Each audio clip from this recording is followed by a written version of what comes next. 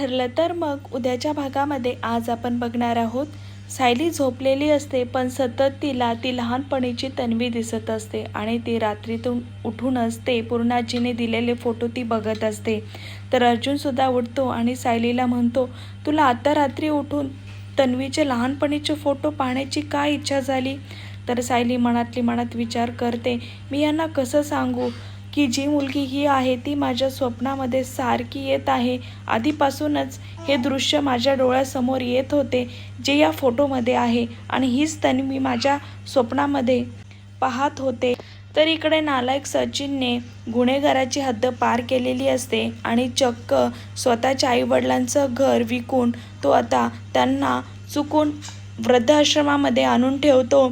सचिन त्याच्या आईवडिलांना म्हणतो, जोपर्यंत या केसचा निकाल लागत नाही तोपर्यंत तुम्ही आता याच ठिकाणी राहायचं आहे. तर त्याचे आईवडीलसुद्धा मुलाच्या बोलण्यामध्ये येतात आणि त्या वृद्धाश्रममध्ये राहण्यास तयार होतात.